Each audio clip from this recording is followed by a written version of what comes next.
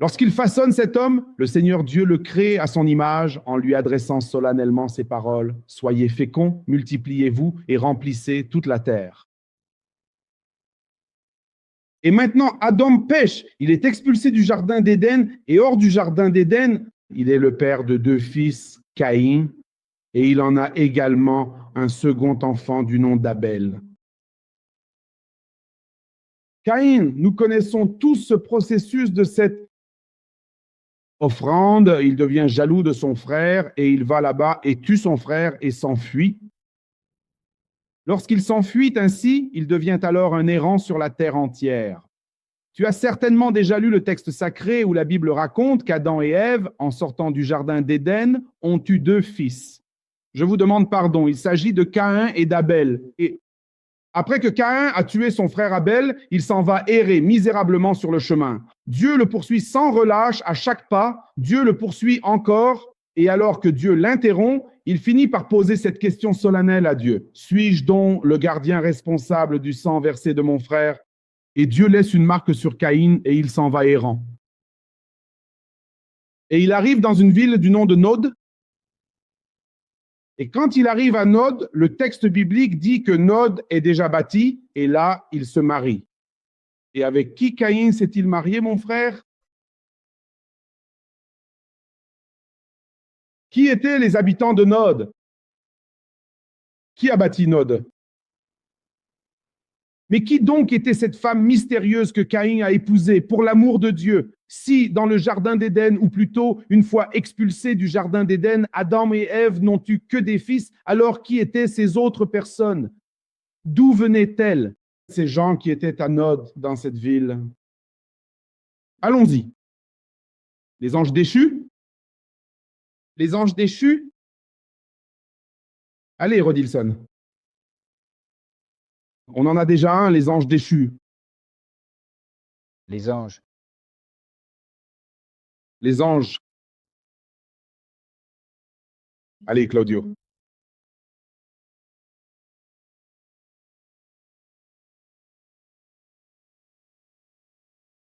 Alors, vous êtes en train de me dire que Caïn s'est marié avec un ange? Avec une ange, n'est-ce pas? Pas un ange, avec une ange. C'était avec une ange, pasteur. Fabio, avec qui? Avec qui Caïn s'est-il marié?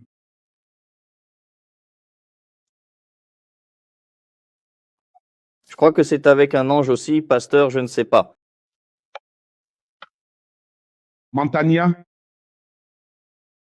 Pasteur, j'en ai déjà entendu parler, je ne m'en souviens plus exactement, mais en référence aux fils de Dieu et aux fils des anges, il me semble bien, si je ne me trompe pas, je ne m'en souviens plus très bien en fait.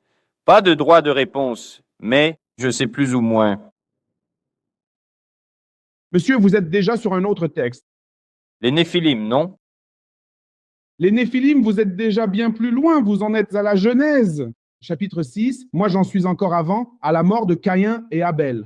Vous parlez de ce texte qui dit « Les fils de Dieu virent que les filles des hommes étaient belles, ils descendirent, les épousèrent, et de là naquirent les géants. » Ouais. Vous êtes dans Genèse 6, moi je suis encore bien avant. Je veux savoir avec qui Caïn s'est marié. Qui a bâti cette ville du nom de Nod? Qui étaient ces habitants qui vivaient là-bas? Mais dites-moi, pasteur, quand la parole dit qu'Adam et Ève ont eu des fils et des filles, ça, n'est-ce pas? Où est-ce écrit? Maintenant, je vais devoir chercher. Allez, les amis, la Bible est fascinante. Étudier la Bible, c'est vraiment quelque chose de divin. Et chaque fois que je me plonge dans la Bible, Raphaël, j'ai de plus en plus envie de lire ce livre. Allons-y, déchiffrons ce mystère. Regardez bien. Selon les Écritures saintes, la Bible affirme que les anges sont des êtres qui n'ont pas de sexe. D'accord? Ce sont des êtres asexués, non sexués. Ils n'ont donc pas d'organes génitaux. Il n'existe par conséquent aucune possibilité qu'un homme puisse avoir des rapports avec un ange ou qu'un ange puisse en avoir de son côté avec un homme. Alors, permettez-moi de couper court à tout cela, même bien avant d'aborder Genèse 6. D'accord? C'est une chose totalement impossible, même si certains théologiens prétendent que dans Genèse 6, les fils des hommes et les filles de Dieu ont eu des relations d'où sont nés des géants, et qu'ils disent qu'il s'agissait en réalité d'anges déchus. Alors, oubliez ça. Genèse 5.4. D'accord. Parce que comme le mentionne la Bible, les anges n'ont absolument aucune distinction de sexe. Il n'y a donc aucune possibilité que les anges aient des rapports sexuels, car ce ne sont pas des êtres sexués. Ils n'ont donc pas de relations sexuelles. Ils ne peuvent pas s'unir à des hommes ou à des femmes pour avoir des rapports sexuels et procréer. Quelqu'un dira, mais pasteur, le Christ est né d'une union. Marie n'a pas eu de rapport avec un ange. Le Christ a été placé dans le ventre de Marie. Il n'y a donc pas eu de pénétration sexuelle, pas de rapport sexuel. C'est un cauchemar, c'est une invention du diable. Cela n'existe pas bibliquement. Alors, Genèse 5, et quel verset? 4. 4.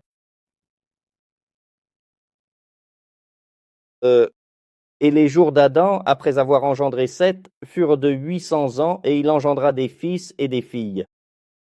D'accord? C'était après avoir engendré Seth. Et la durée de la vie d'Adam, après la naissance de son fils Seth,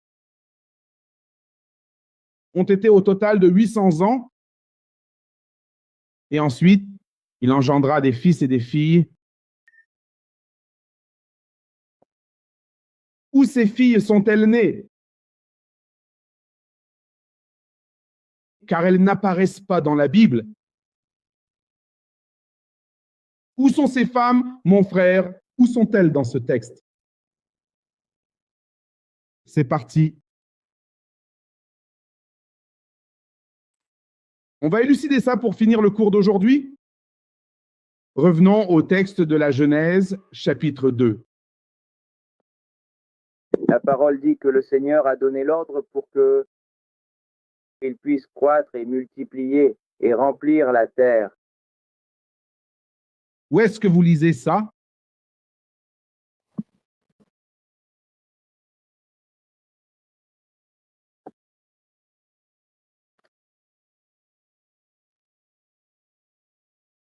Où lisez-vous cela, mon frère?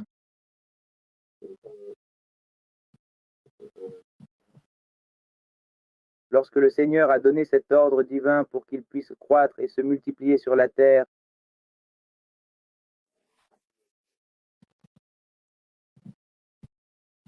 vous pouvez continuer, pasteur. Voyons le verset 18 de Genèse 2.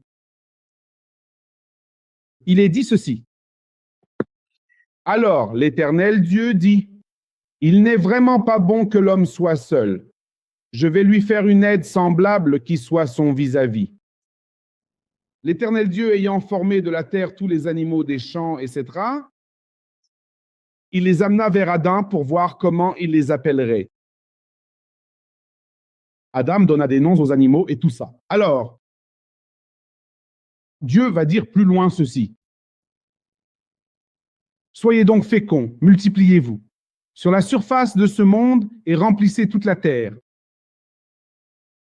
C'est ainsi que Dieu a expliqué dès le départ à Adam, dans le jardin d'Éden, qu'il avait déjà en lui la véritable faculté et la possibilité d'engendrer des fils et des filles pour peupler la terre. Et maintenant, quand Ève pêche et qu'Adam commet un péché, voici ce que Dieu déclare maintenant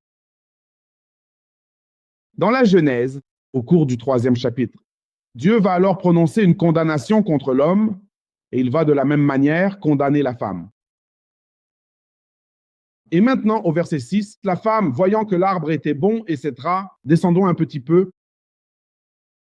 jusqu'à la lecture du verset numéro 16, Genèse chapitre 3, verset 16.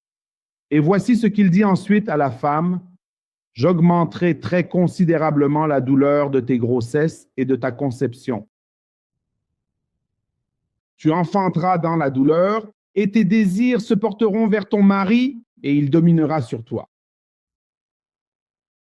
C'est donc facile à comprendre, mon frère. Dieu est en train de dire, écoutez, à Ève, je vais multiplier tes douleurs de l'enfantement. On ne multiplie pas ce qui n'existe pas. D'accord? Alors Dieu dit ceci, toi, tu as eu des enfants sans avoir à subir de trop grandes douleurs d'accouchement. Maintenant que tu as péché, je vais désormais multiplier tes souffrances bien au-delà de toute mesure imaginable. Dis-moi, Manuel. Oui, je suivais exactement le même type de raisonnement, car pour multiplier, cela signifie tout simplement que ça existait déjà.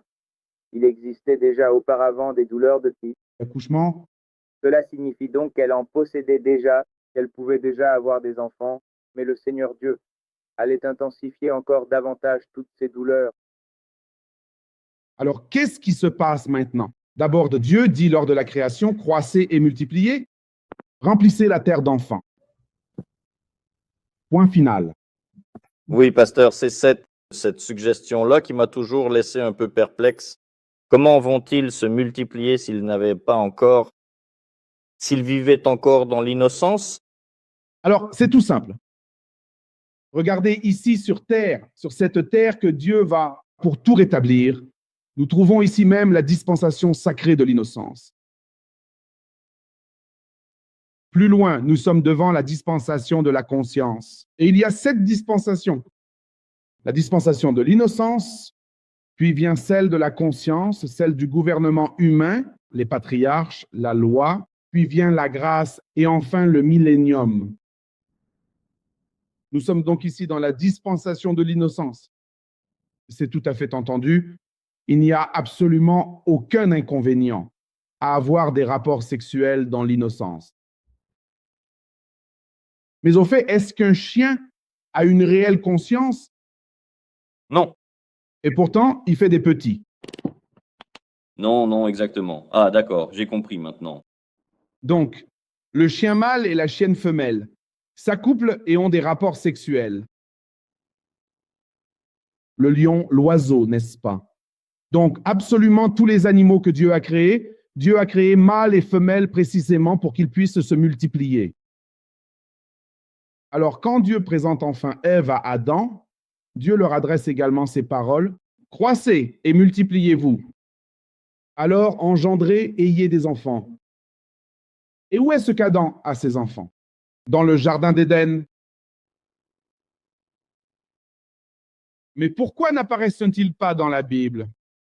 Parce qu'ils sont les enfants de l'innocence. Et dans l'innocence, il n'y avait pas de nom. Alors, ce qui apparaît maintenant, ce sont les enfants du péché. De cette manière, Caïn, Abel et Seth sont tous considérés comme des enfants nés du péché originel. Ils sont nés après le péché. Alors, dans le jardin d'Éden, Rodilso, s'accomplit la Genèse au chapitre 5, verset 4. Ève a mis au monde et a fait naître plusieurs filles, et elles sont toutes nées d'elle selon ce qui est écrit. Pasteur, Dis-moi, Claudio. donc ça veut dire qu'ils ont procréé au temps de l'innocence? Sans l'ombre d'un doute. D'accord. C'est depuis cet endroit qu'ils ont procréé et que sont venus au monde des fils et des filles. D'accord. Tous ces jeunes fils et ces filles sont véritablement les enfants de la pure innocence. Les enfants de l'innocence. Alors, ce que la Bible va montrer maintenant, ce que nous appelons par ce terme sont véritablement les enfants du péché. Selon la tradition, les enfants du péché sont donc des enfants nés après que l'acte du péché originel a été commis.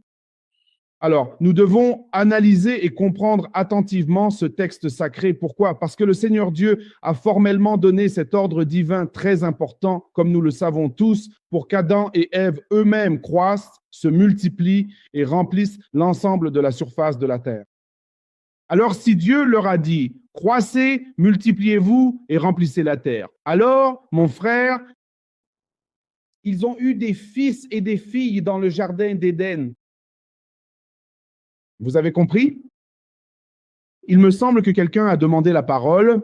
Je crois que c'était Rodilso. D'accord, pasteur. Pasteur, c'est juste pour apporter ma contribution.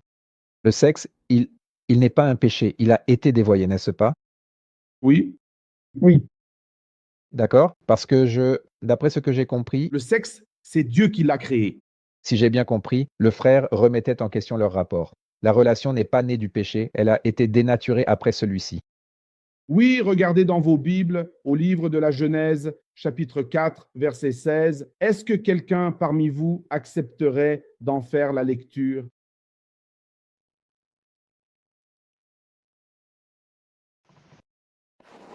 L'Écriture sainte nous dit ceci, pasteur. Et Caïn sortit de devant la face du Seigneur et alla s'établir pour vivre dans la terre de Nod, à l'orient d'Éden.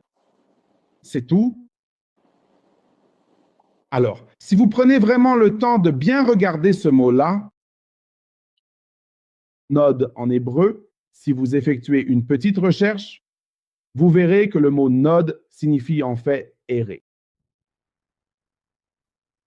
C'est le sens de ce mot en hébreu, errer.